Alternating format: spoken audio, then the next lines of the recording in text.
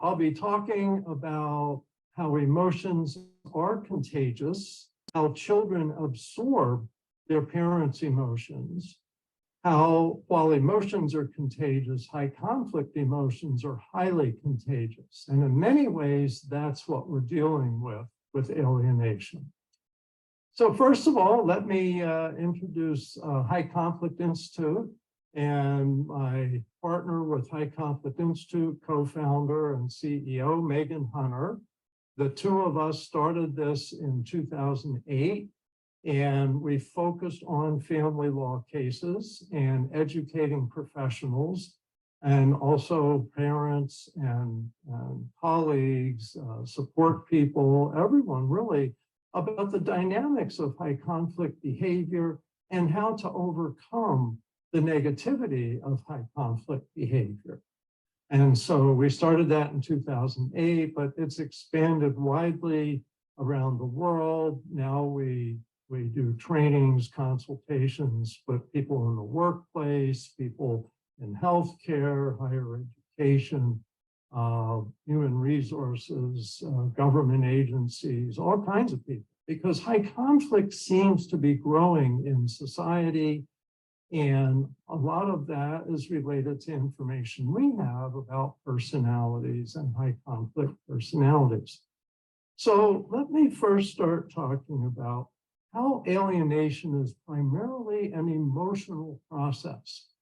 And unfortunately, I would say most professionals and most parents aren't really aware of that because our emotions seem to go on under the surface, kind of out of sight. We don't see the impact of emotions. And we all have emotions. And your face shows your emotions. Your tone of voice shows your emotions. Your hand gestures show your emotions. And this is part of how we communicate as humans. But we don't realize the messages that we're giving each other much of the time with our emotions. Now, much of the time, emotions are just part of everyday life. In some ways, they're part of the glue of relationships, the social glue. We like being around people who have moderate emotions, so they can be exciting, but they're not overwhelming. We like, of course, loving emotions. We really like attention, facial expressions, we like smiles, tone of voice, we like calming, we like empathy, we like feeling respected. All of this is very social and emotional and generally goes on beneath the surface. So we're not really thinking about that. And in many ways with alienation, say in court, since I'm a lawyer and I spent 15 years in court, judges are trying to figure out who did what. Did somebody say something? Did somebody abuse a child? What is it that's causing the child's resistance and refusal to have contact with one of the parents? And so judges struggle with that, and lawyers struggle to present, and they'll say, well, the child doesn't want to be with dad because dad's just a bad parent. He's just not good with the child, and he just insensitive and doesn't care, and he's rude and abrupt and things like that. So that must be why the child doesn't want to be with him. Or mom's just, just a negative person, and she's just moody and she's, depressed, and the child doesn't want to be around mom because mom's just no fun at all. Well, they're looking for reasons. They're looking for behaviors. What's happening? Well, what's interesting and tragic is much of what underlies alienation are emotions. And people can't just put their fingers on that. But there are alienating behaviors that contain emotions. And that's where we start to see that emotions being contagious, step by step, can turn a child against a parent. And so if, let's say parents have been to court, they come home from court, let's say the child, let's say it's Johnny, And Johnny's with his mom the day they come home from court. And mom is just like yelling, how can the judge do that? I hate the judge. I hate your father. You know, this is horrible. I'm not going to let this happen. And Johnny's, let's say he's 10 years old. And he's going, I wonder what happened in court. Well, it sounds like dad was bad. Dad made mom upset. And maybe the judge was bad too. So I'm angry at dad and I'm angry at the judge. And so I don't want to see dad tomorrow. You know, it's Friday, it's his weekend. And so what's happened is mom's anger is contagious and intense anger is highly contagious. So Johnny's absorbed mom's anger towards dad and now doesn't want to see dad this weekend. So that's just an example. It's not a gender issue. I've represented many mothers who a child was rejecting. It's both fathers and mothers. It has more to do with personalities, which is what I'll get to. And then I'll get to skills, how to teach a child to hopefully have some resistance to absorbing these high conflict emotions if you have contact with the child, and how you can ask the court to order learning skills. And we'll talk about that. I've got an hour and a quarter with you, so I'm going to cover a lot of territory. But I just wanted to start off with understanding emotions are contagious. And basically, what happens is the child's brain catches, especially the high conflict emotions of both parents. But this is also true for us as adults. We catch other people's emotions. So let's say that your lawyer in defending you is very angry with what the other parent's doing and with the other parent's lawyer.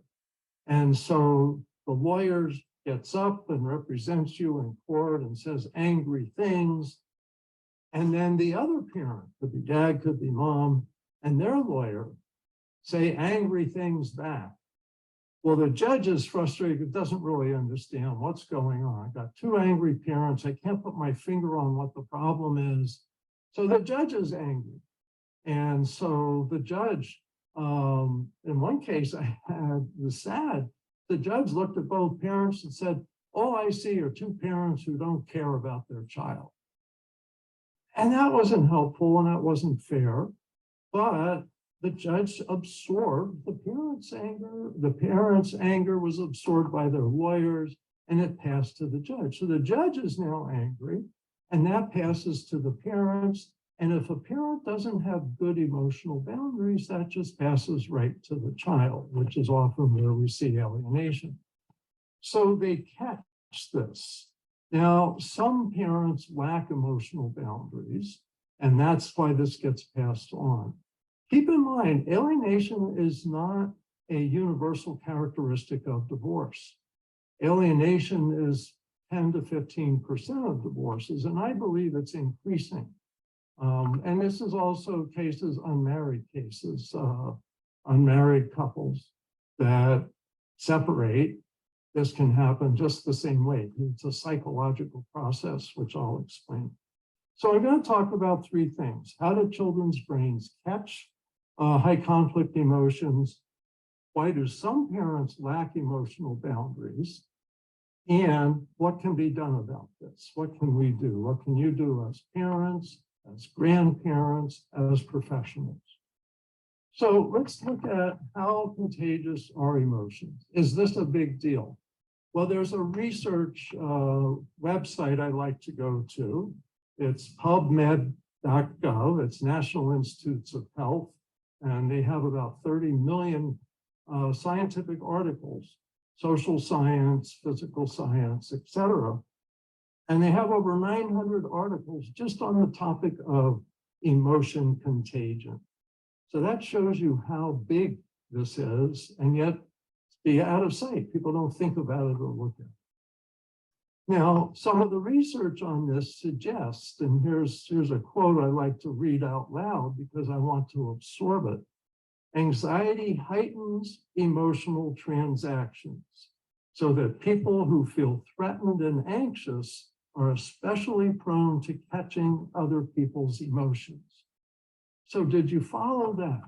So we'll catch other people's emotions, happiness, sadness, anger, etc. Intense happiness, intense sadness, intense joy, we absorb. But if we're anxious, we absorb more. And tell you what, when kids are going through divorce, they're anxious. When parents are going through divorce, they're anxious.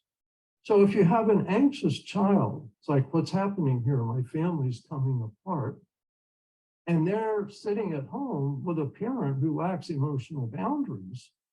That child's just going to absorb all of that emotion, that anger, the sadness, etc. And so this absorption is heightened by anxiety. So if you can make a child anxious, they're going to absorb what you feel more than if you're saying, hey, let's calm down, let's stay calm. They're not going to absorb as much. They're going to be able to think more for themselves. But when they're anxious, they're going to absorb that. And think about it. We do that as adults. When we're anxious, we absorb the people around us and their emotions because we often need to act as a group when there's danger.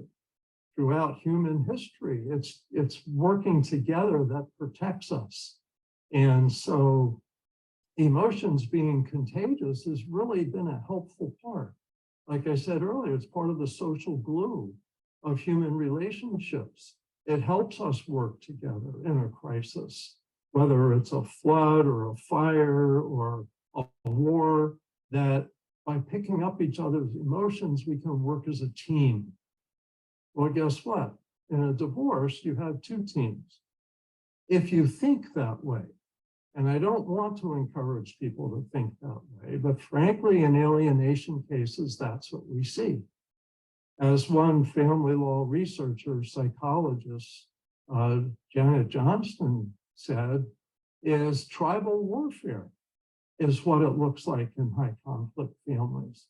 And so you have two teams opposing each other. Now, divorce doesn't have to be that way, and it isn't for the majority of cases, let's say 80% of cases.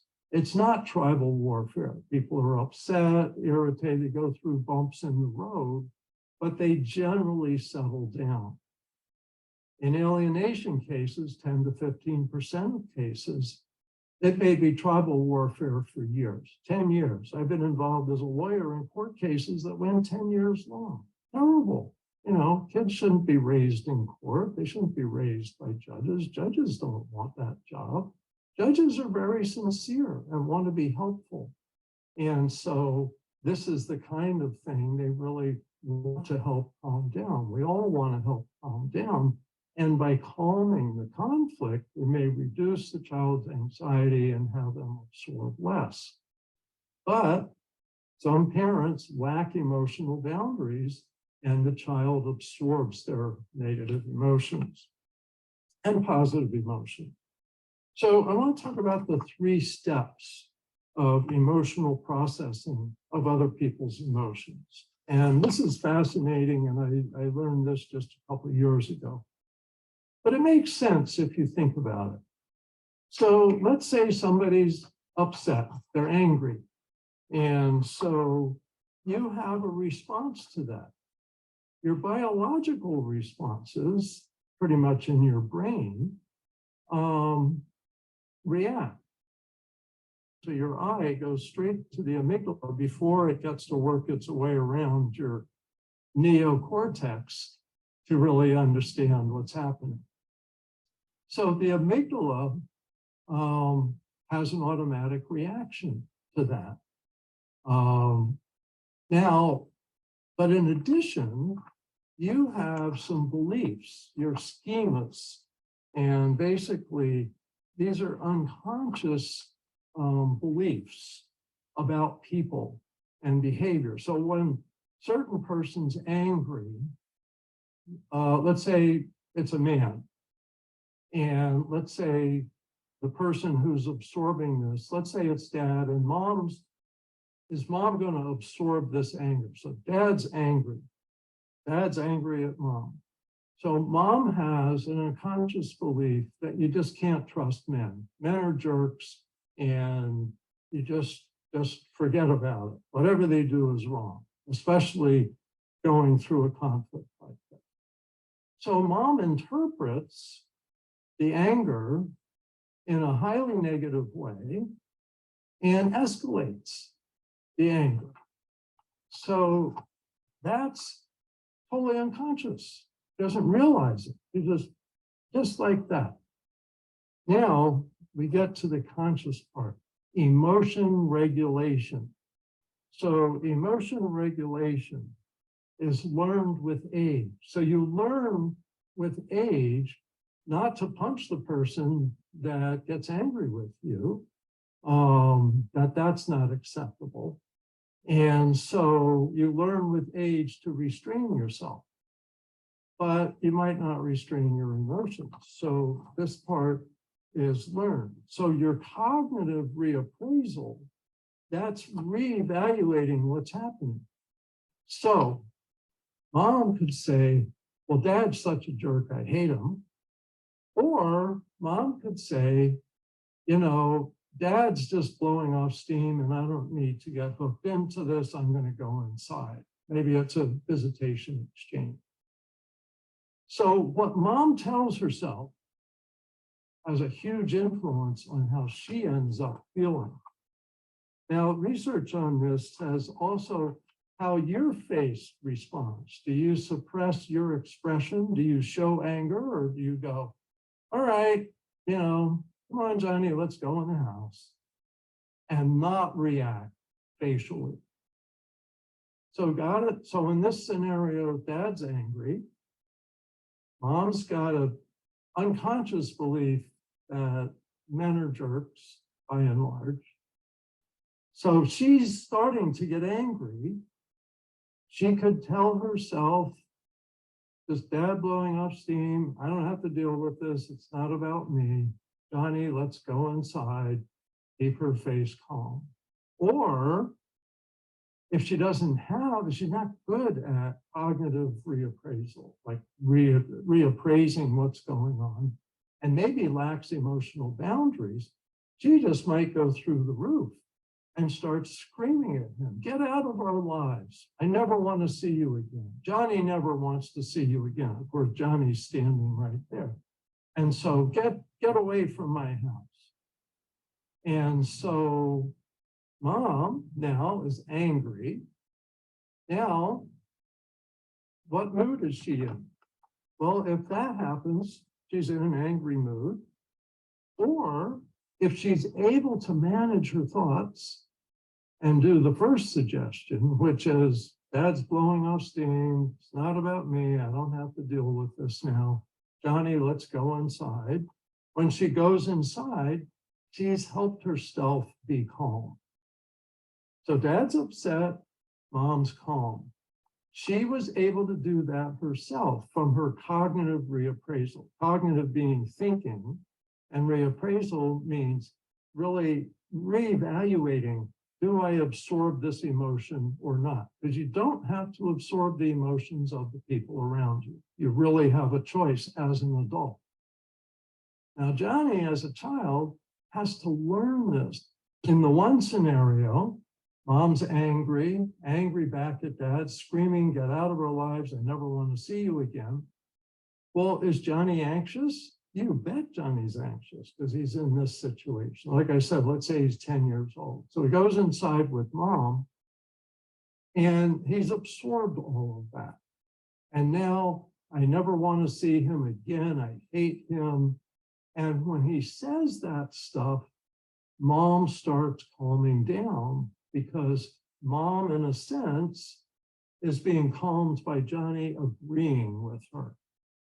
And so Johnny learns over months and years that the way to calm mom down is to agree with her anger towards dad. And maybe it's 6 months, maybe it's a year, and Johnny will no longer see dad. And lawyers and judges, mediators, professionals will try to figure out, what did mom say to Johnny? Well, it's not one thing. It's 1,000 little bricks, I like to say. It's all these little emotional interactions that Johnny's absorbed. He doesn't even know he absorbed it. And mom doesn't even know that she's doing this and that he absorbed it. So self-awareness is huge with understanding about this. So mom's mood is a result of whether she could turn it or not. Now, let's say mom has gone with the calming one, saying, I don't have to have the emotions. Dad has, he's just blowing off steam. Let's go inside, Johnny. And when they're inside, mom says, Johnny, how you doing? And Johnny says, I'm doing okay. Good. So let's talk about lunch or, the afternoon, whatever it is. So totally depends on how the parents are able to interpret, reappraise each other's emotions so that what the child absorbs is more reasonable, more manageable. Now, the scenario I just gave you could be totally reversed gender-wise. So it could be mom that's rejected and dad who's staying, who's angry. Because mom got angry, dad got angry back, and it escalated. And yet the child was with dad at that time. Which is part of why it's so important that kids aren't allowed to be isolated with one parent, that there needs to be some exposure to both parents. And often what happens is the more aggressive, angry parent is more committed to isolating the child. And the more flexible, reasonable parent is more open. But it's not unusual to have courts say, well, the child doesn't want to go with that. So right now, all right, I'll just stay with mom. Well, that's not all right. Something needs to be done. You're building this problem. Like I said, 1,000 little bricks. In a legal case, over the course of the case, you see alienation get worse. And that's why, because there's more and more emotions that the child absorbs. It becomes more and more of a habit. So as early on, you want some kind of intervention that makes sure both parents have contact with the child and that the behavior is emotionally managed. And I'm going to talk about that later on. Okay, so the amygdala in your brain, I mentioned that, catches emotions. Here's what one of the researchers says, that the amygdala instantly reacts to a photograph of someone's fearful looking face. And the stronger the emotions displayed, the more intense the amygdala reaction. This is even a photograph, not just in person. Their own brain looks like they were frightened, though it was more muted. But when you're looking at something, your brain looks like you're experiencing it. So that's how contagious these are. And spots signs of fear on someone's face as quick as 33 milliseconds before you're even conscious of it. And so your mind remains oblivious to where that came from. Now, let's look at the right amygdala. So you have two amygdala in your head, one in each hemisphere of the brain. And the right hemisphere of the brain is the one that's more paying attention to facial expressions, tone, voice, and the right amygdala is particularly sensitive to that. And so it unconsciously absorbs emotions. And it's because of the speed. So as one researcher says, the right amygdala may subserve a high-speed detection role for unconscious stimuli. In other words, it's not catching that.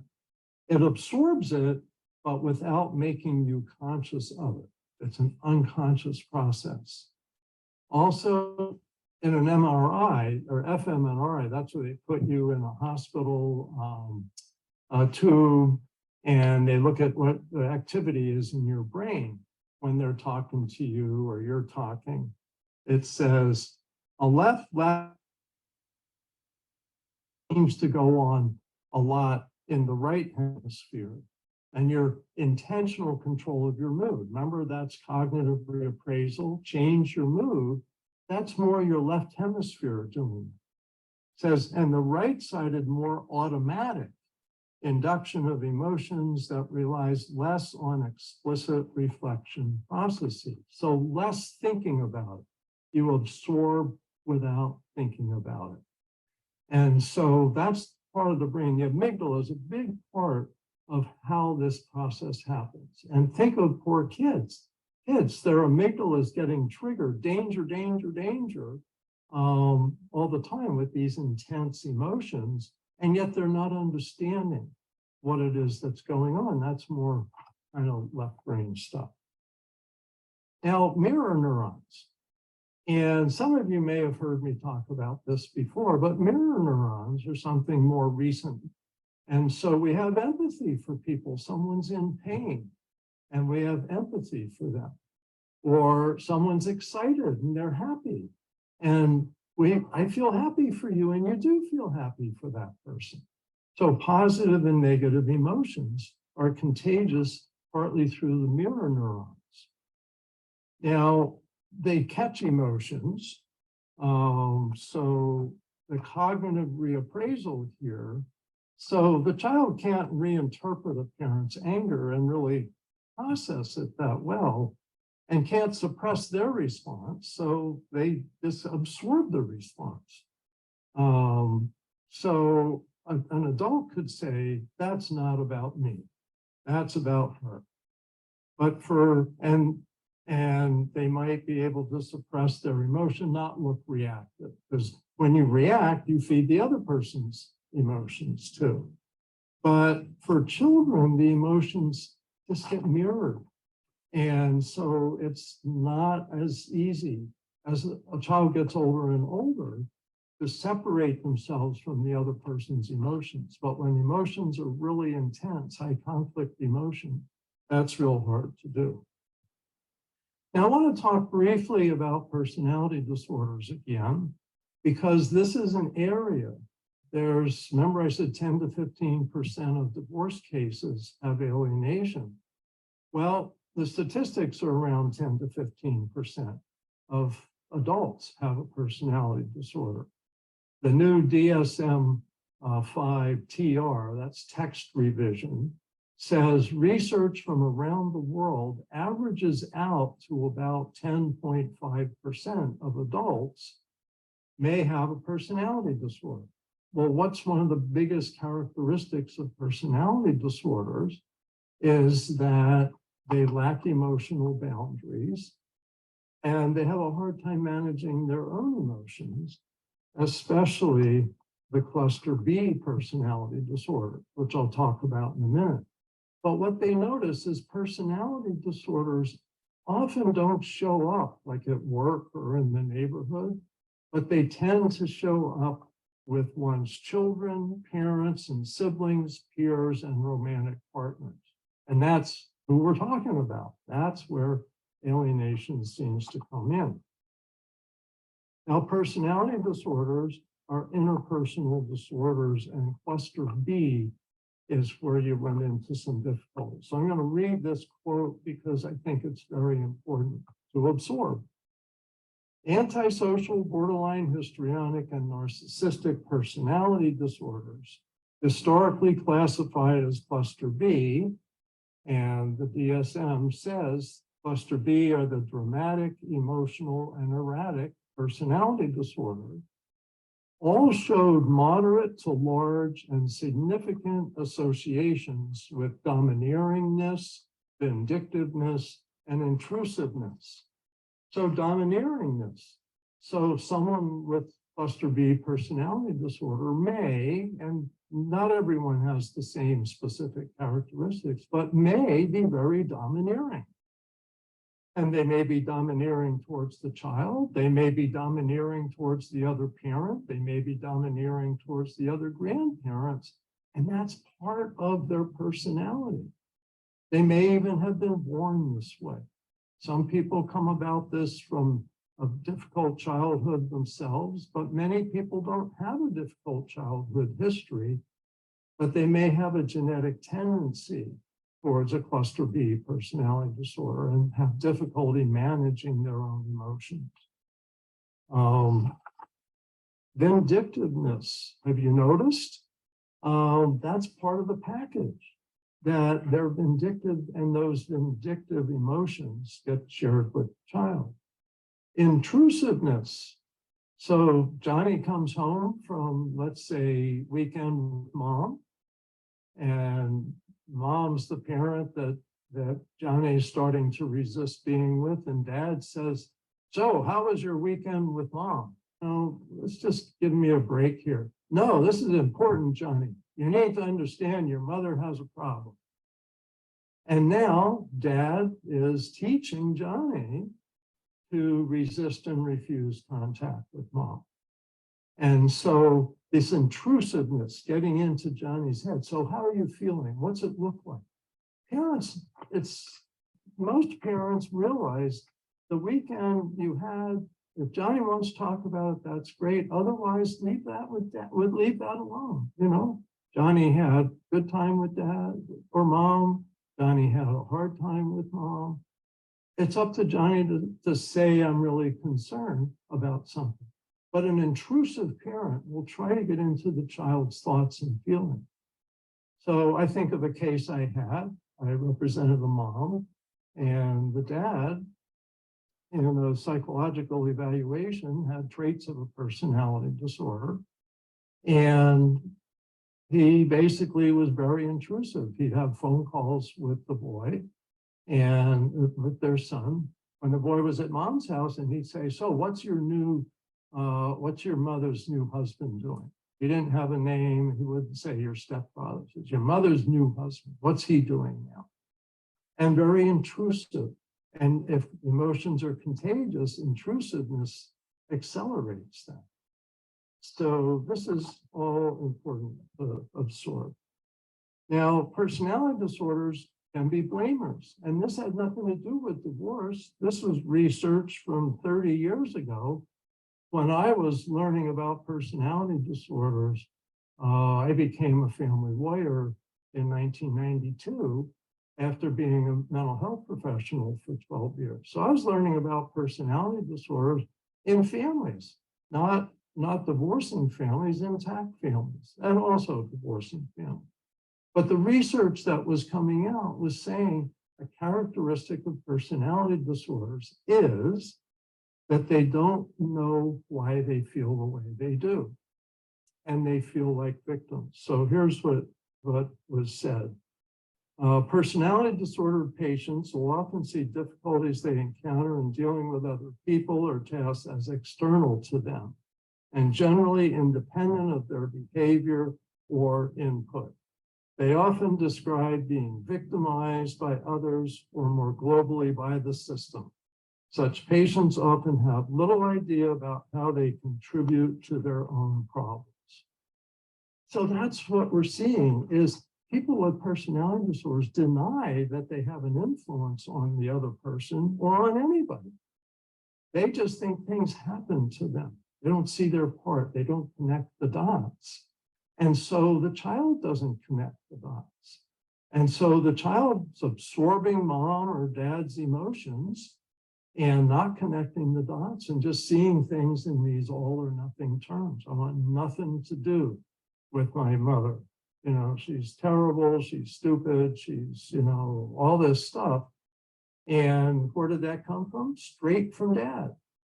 And that's when you'll say, well, we'll hear the words the child uses that sound coached. Well, they may not have had, dad didn't sit down and say, now say this about your mother. But the child has already learned what dad thinks about the mother.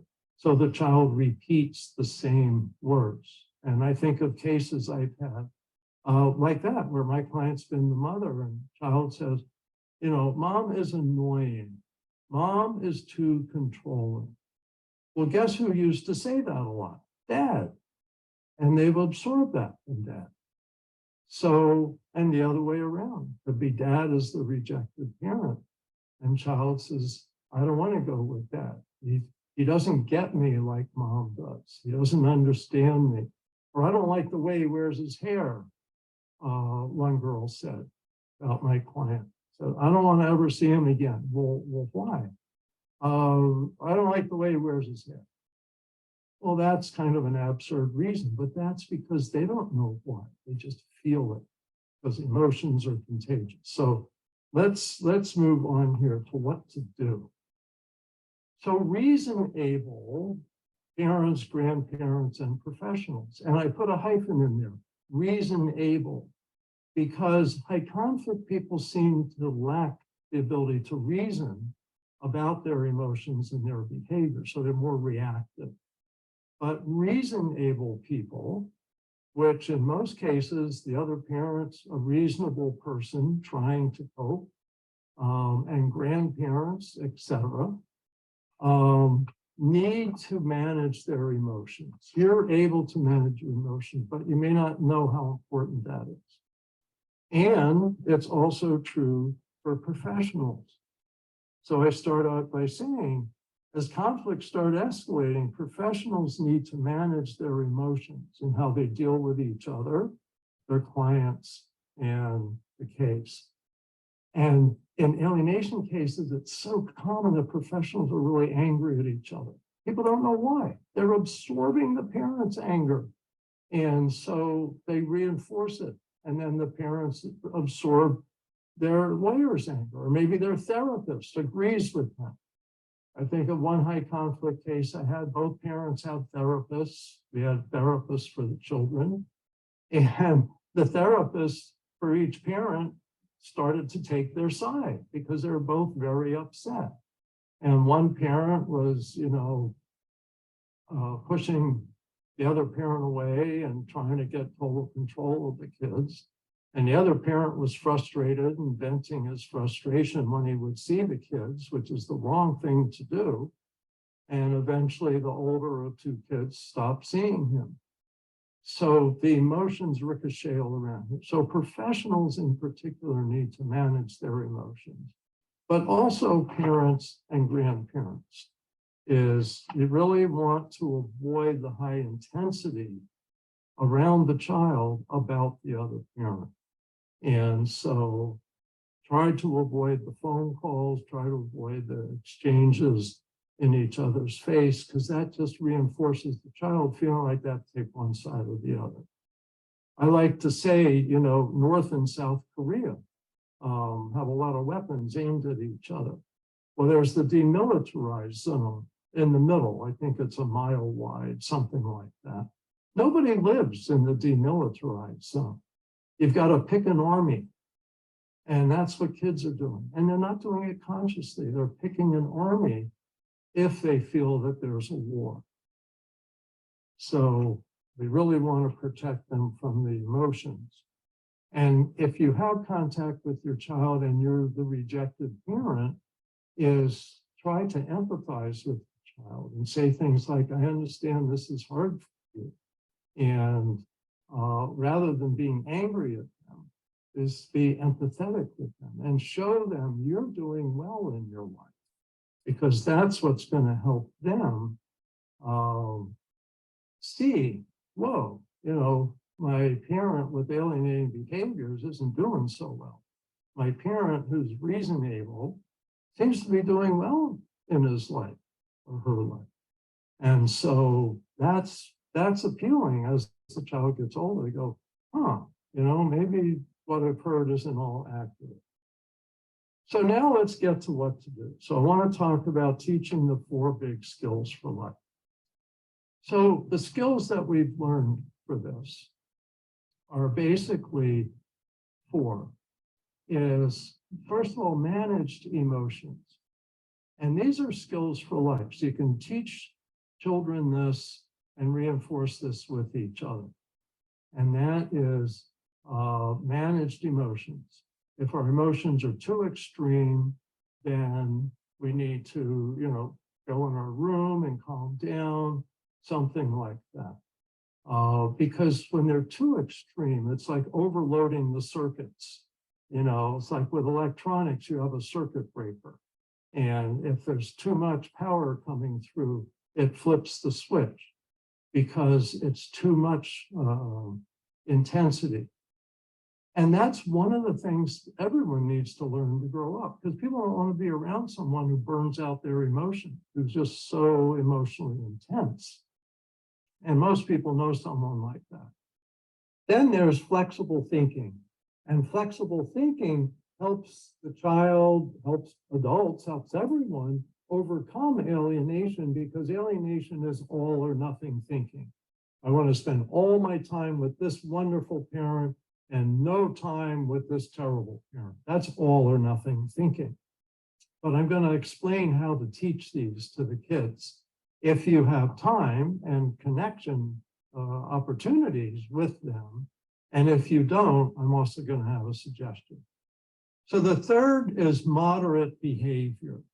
And we all need to use moderate behavior to maintain relationships. So extreme behaviors, of course, like domestic violence and bad mouthing the other parent, all of that is something that we really need to steer away from and teach it to the children and say, you know, we need to use our moderate behavior.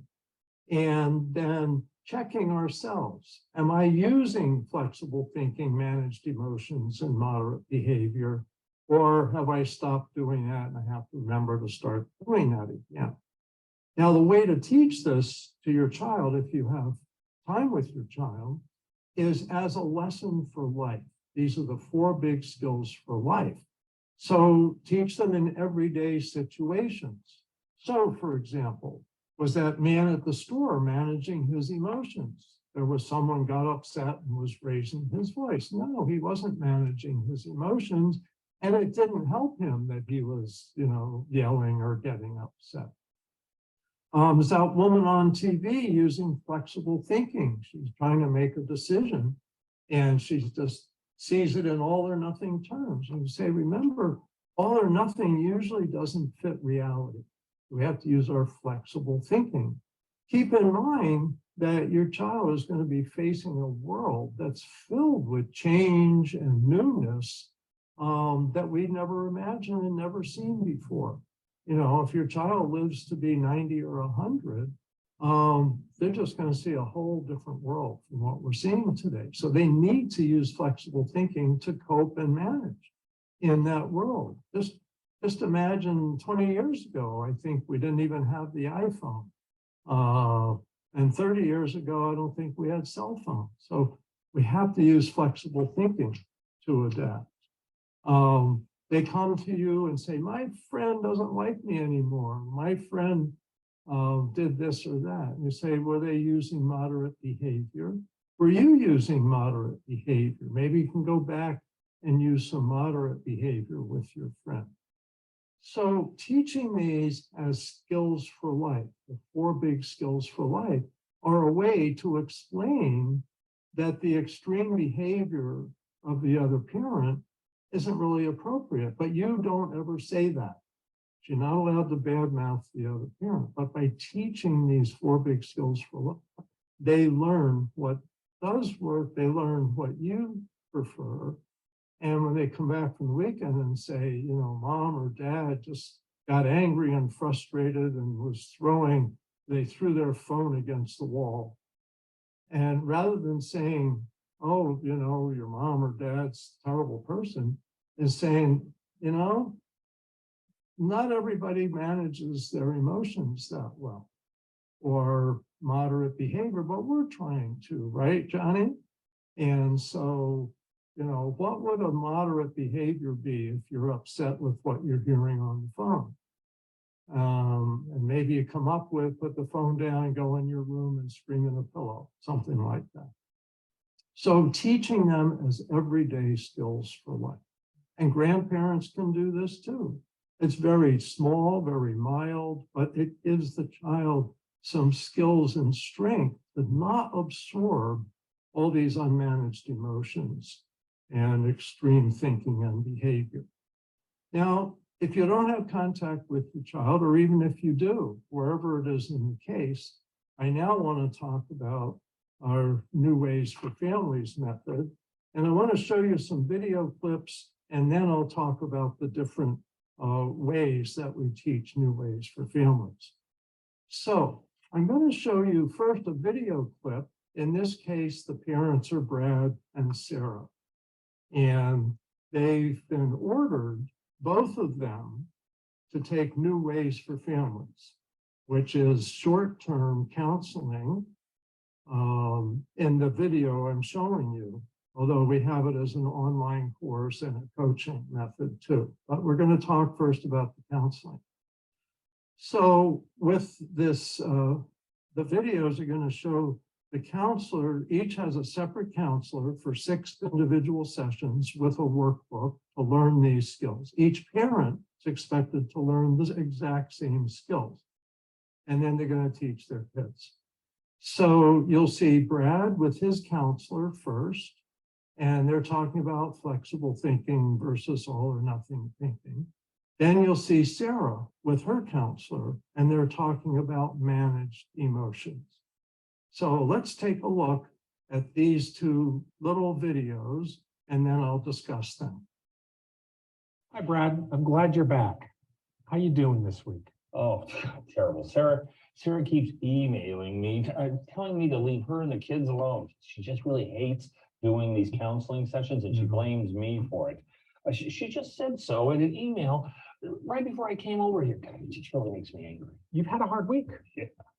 You know, what you've just talked about fits in with our topic for this week, which is something we call flexible thinking, because flexible thinking is something that helps people decrease conflict in their relationships.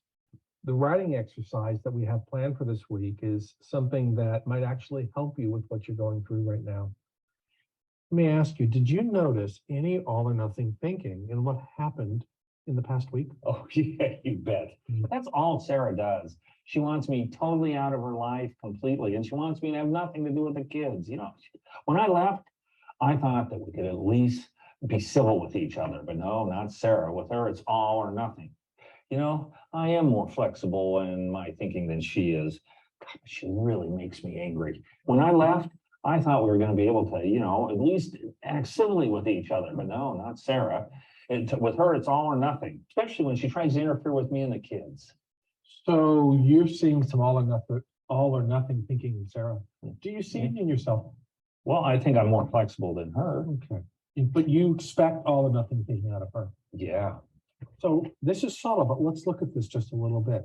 If what you expect from Sarah all the time is this all or nothing thinking, that's you having all or nothing thinking about Sarah.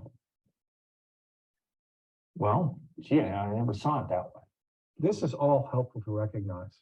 In fact, this is something you can write into your parent workbook. On the first page for today's session, can you please write something that relates to something in your life that's not all or nothing thinking? What could you put that you just said about being flexible? I guess I could write that I'm willing to be friends with Sarah if she'll just agree to let me see the kids regularly. Okay. Let's go ahead and have you write that in. Okay. You said you're willing to be friends with her if she'll let you see the kids regularly. If she'll let me see the kids regularly. Yeah. Okay. Well, you might just leave the ending off, the part about if she'll work with you. You might have to show her how you're open to working with her first. It could actually be a good role model for her. Oh, you got that right. You know, I actually manage my emotions better than she does. I mean, she's always crying or upset about something. Let's look at what you could write on the next page. Give an example about how you might practice this in the coming week in your life and how you would respond, for example, to her emails. Okay. My husband is such a jerk. If he really wants to go through this divorce, then I want nothing to do with him. The kids are better off without him. All he does is just bully them around. I never expected this to happen. I thought we were a happy family. I was so blindsided when he wanted a divorce. I don't know what to do. I feel so overwhelmed. Oh, Sarah, I know this can be a hard time. It's emotionally exhausting. In fact, emotions are what we're going to focus on today. Did you get a chance to look at the workbook about today's session? No, I haven't even given a thought to the workbook. I can hardly think of the hour I had, much less the workbook. That's really okay. Remember, you don't have to do anything outside of these counseling sessions unless you want to. We can do all of the workbook exercises during our sessions. There's plenty of time. These exercises are designed to be helpful, especially during these stressful times. There are a lot of ideas here for how to deal with calming your upset emotions. Do you want to begin with taking a break, talking to someone neutral, or telling yourself encouraging statements? Encouraging. My life is falling apart. How can I be encouraging to myself? Well, actually, you can. Or you can talk to someone neutral. What's helped you in the past when you've been upset? My mom died when I was 14. My dad took me by the shoulders and looked me square in the eyes and said, "We will survive." Believe me, that's a thought I have hung on to through the years. I've been through an awful lot. I am a survivor. Let me tell you about some of the abuse that I've experienced. Not now, but later if you want to. Since we only have these 6 sessions and the focus is on the skills in the parent handbook, if we want to talk about past abuse experiences, we should do it after our 6 sessions are over and you've completed your workbook. There's nothing stopping us from continuing to work together in the future if you want to. Right now, though, let's look at what you can write in your workbook, such as "you're a survivor" and other phrases you can tell yourself when you're upset. You can refer to these notes later, which can help you during these stressful moments. It sounds to me that you're good at telling yourself encouraging statements and getting through difficult times. I guess you're right. I have gotten through some pretty difficult times. Good. Then let's make sure to write that down. Okay, so what you've just seen is a good example of both Brad and Sarah learning these skills. So Brad's learning to try to avoid all or nothing thinking and use flexible thinking himself, even in how he thinks about Sarah. And Sarah's learning to manage her emotions and to give herself encouraging statements to help her stay calm. So the benefit of this is it gives them a person to practice with. They write in their workbook and they get the idea. Flexible thinking, managed emotions, moderate behavior, and checking yourself are the skills to have. And if they learn those skills, we've had it help them overcome alienation with their child in some cases. Now, we're going to also go look at the judge quizzing the parents on learning these skills. So the judge is going to ask Brad and then ask Sarah what they learned. So let's take a look. Mr. Terrell, I'm going to start with you, and I'd like you to tell me what you've learned from your New Ways counseling. Then I'm going to ask you for a response to what Mr. Benjamin has just said. But let's start first with what you've learned, sir. I've learned that I can't use a belt in disciplining my son over his homework just because that's how my father did with me. I realized that I let myself become too rigid about the homework at the moment, that I need to plan ahead better. I need to be more flexible in my thinking. I've learned that I can help my kids a lot, even if I don't have a master's degree like their mother does. If I start to become stressed, I can calm my emotions down by remembering that, reminding myself that I really actually am a pretty good parent in lots of ways. At the supervised visits, I've been trying to focus on the kids and what they're into at this age. And I know I was too uptight and competing with their mother, and because I missed how much they really enjoy being with me. Well, I'm pleased that you learned these things about yourself and your children. This, I genuinely believe, will help you, sir, over the years. I'm glad to hear that you realize now that using a belt was not moderate behavior. Let me ask you now, what would you do in the future if Ms. Terrell refused to allow you to see the children? Would yelling and pushing on the door be moderate behavior in your eyes now? What could you do instead? No, I know now that yelling and pounding on the door are not moderate behaviors. I'm checking myself now, and before I'm doing anything and dealing with Ms. Terrell, now I would call up a lawyer that I've been talking with and ask her what to do. I wouldn't even go over to her house, our house. Now I would calm myself down and I would call the lawyer. Now, Ms. Terrell, tell me what you've learned in your new ways individual parenting counseling, and tell me why you think the children don't want to spend time with their father. I've learned that I should not express my feelings of sadness or anger about Mr. Terrell around the children as it upsets them. I've learned that my feelings can be contagious and that the children might become sad if I'm sad or angry.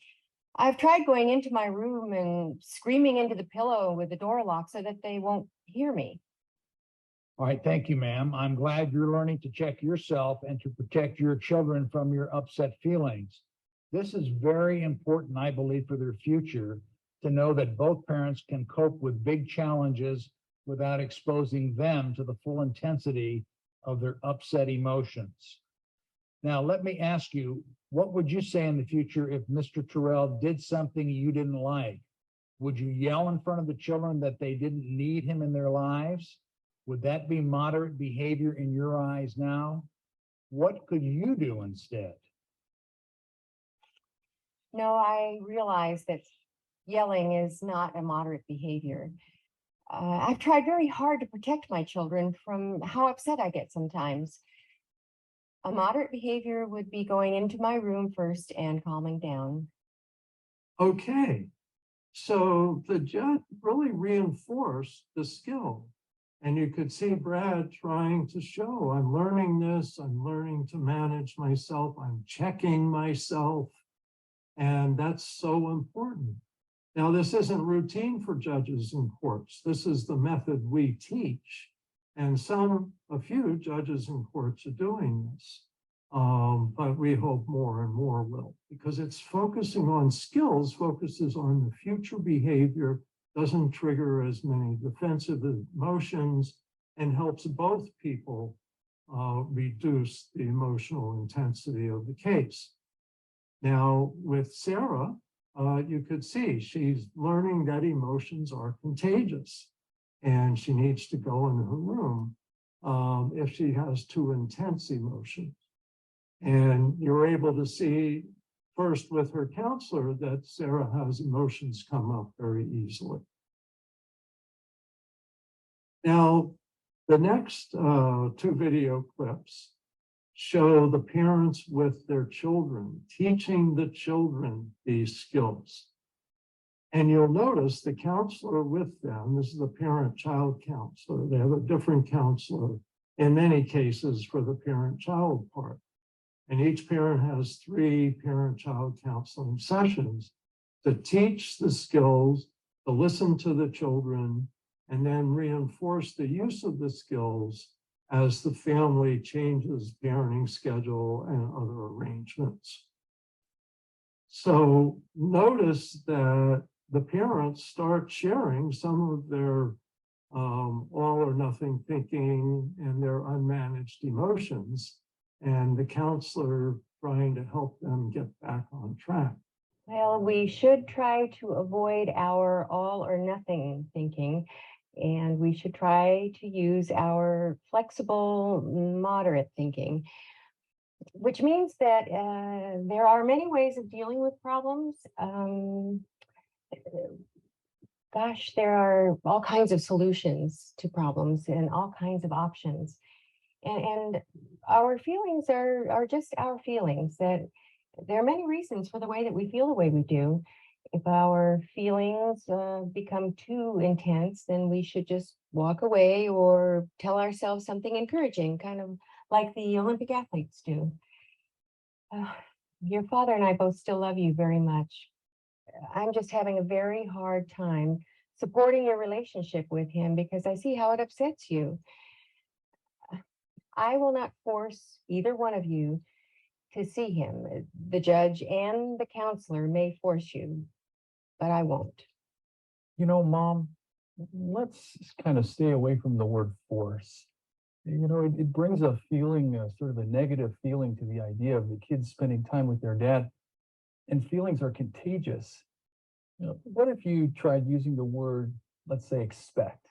I mean, as parents, there are a lot of things that we expect our kids to do or not to do because they're in their best interest.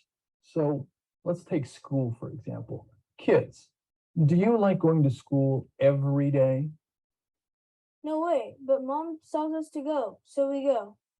We know that they want the best for us. I guess it's kind of like that when we're about seeing our dad, even if we don't always want to go.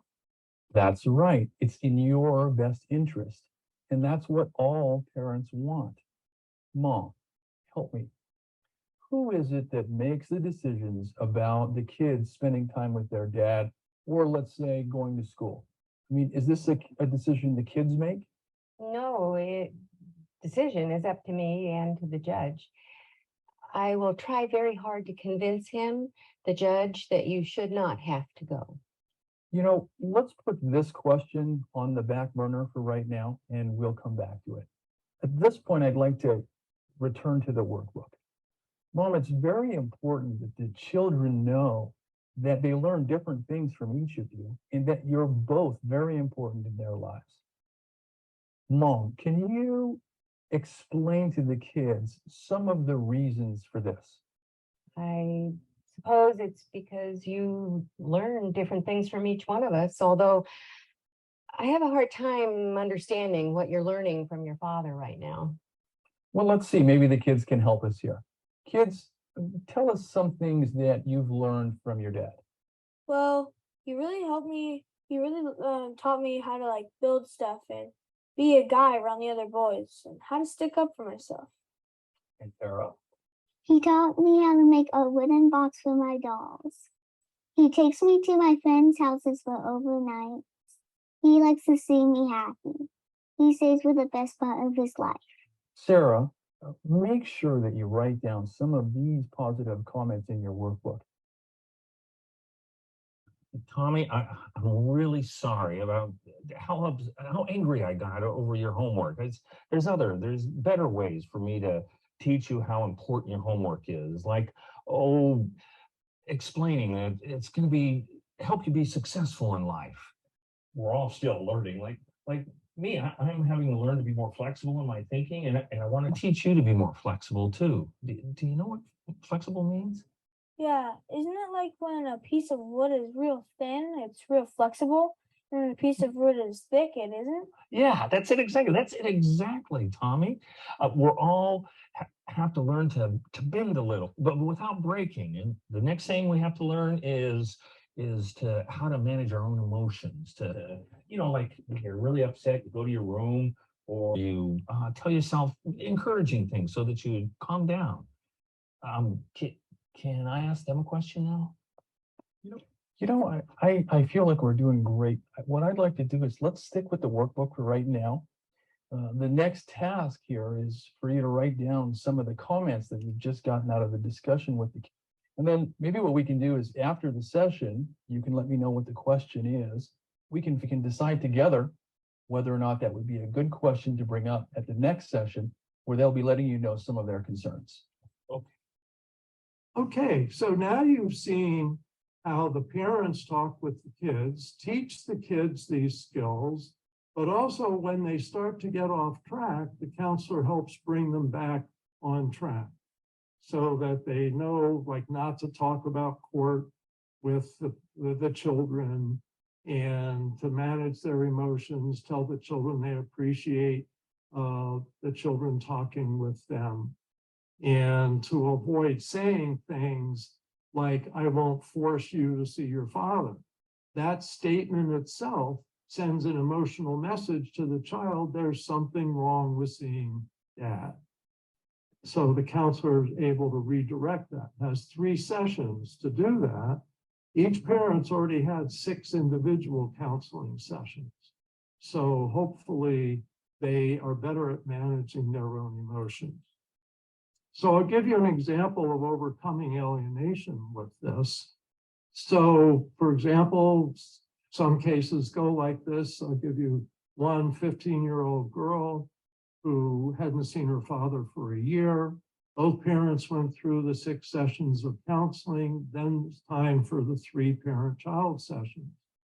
At her first parent-child session with mom and the counselor, and talked about getting ready to meet with dad, and that she needed to go ahead and meet with dad and talk to him about any concerns she had. Dad had already had 6 sessions, was good at managing his emotions.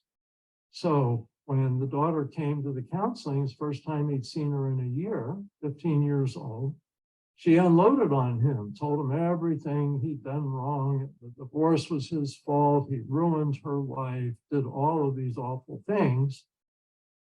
And dad said, thank you. And the daughter was like, what? Why are you thanking me?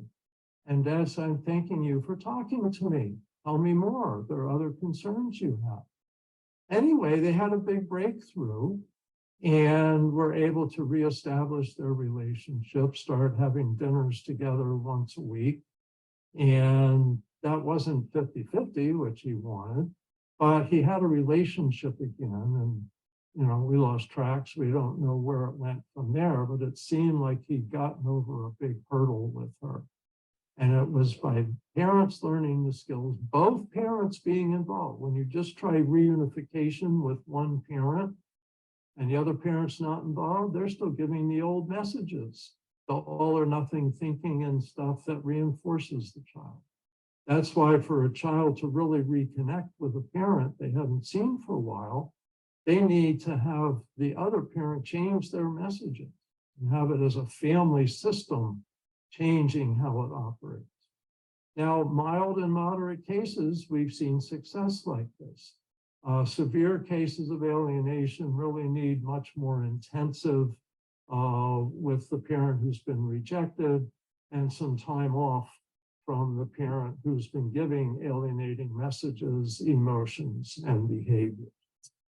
So my last slide is to show you how we teach new ways for family skills. So we have it as a counseling method, and it's always ordered for both parents.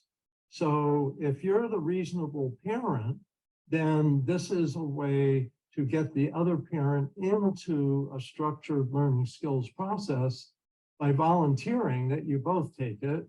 It'll help you as well learn to deal with the other parent. So you both learn the same skills, you can teach them to the children.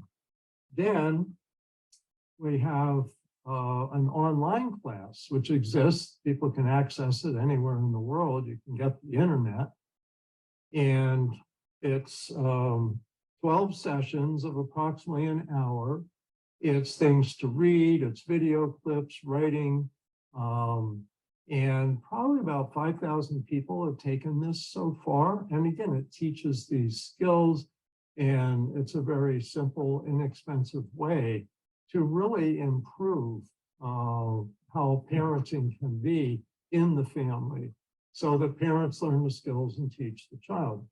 The third format we have is coaching with the online class. So you take the online class, 12 sessions, get 3 coaching sessions, and the coach helps you practice, helps you do flexible thinking, helps you give yourself encouraging statements, helps you write BIF emails. That's our BIF method, brief, informative, friendly, and firm, helps make proposals, respond to proposals, all of that.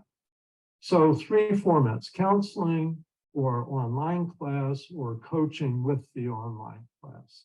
This is generally very inexpensive. The counseling is more expensive, of course, than the online class, but this is accessible skills that it helps to teach your child and to practice yourself. So emotions are contagious.